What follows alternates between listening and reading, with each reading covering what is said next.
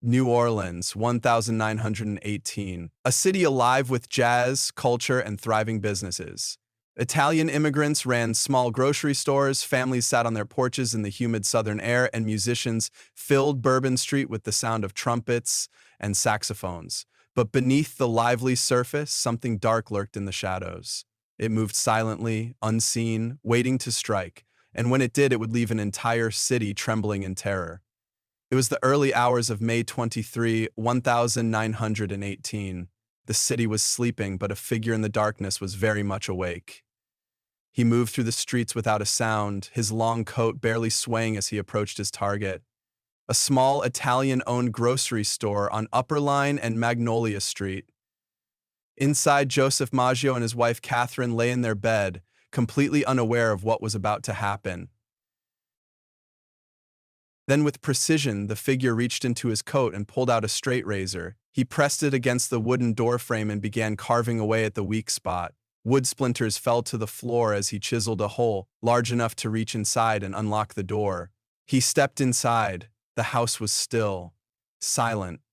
He took slow, measured steps toward the bedroom, his shadow stretching across the dimly lit hallway. The scent of old wood and candle wax filled the air. And then, without hesitation, he struck. The razor slashed across Joseph Maggio's throat in one quick, brutal motion. Blood sprayed against the wall as his body convulsed, his breath gurgling in his throat. He couldn't scream. His vocal cords had been severed. Catherine woke up just in time to see the dark figure looming over her. She gasped, but before she could move, the axe came down. 1, 2, 3 devastating blows. The sound of her skull splitting echoed through the silent house.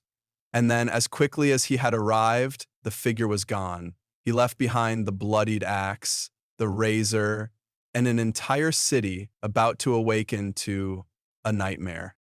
The following morning, the streets of New Orleans buzzed with whispers. Neighbors gathered outside the Maggio home, their faces pale as police officers moved in and out.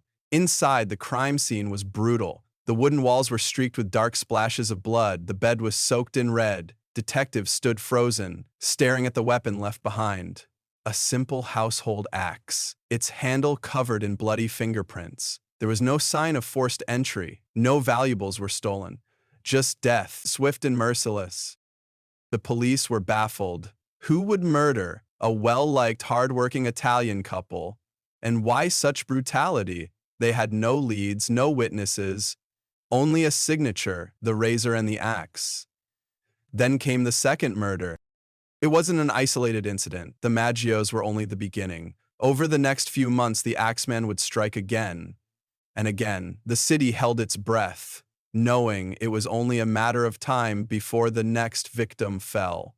In June, grocer Louis Bessumer and his mistress Harriet Lowe were found in a pool of blood inside their bedroom. Harriet's face had been split open with an axe. Somehow she survived, but she would never be the same. She would later claim to have seen the attacker's face, but her memories were too clouded with pain. In August, a pregnant woman named Anna Schneider was attacked while she slept. The Axeman left her skull fractured and her bed soaked in blood. But, miraculously, she survived. Her unborn child remained unharmed. New Orleans was no longer just a city. It was a hunting ground.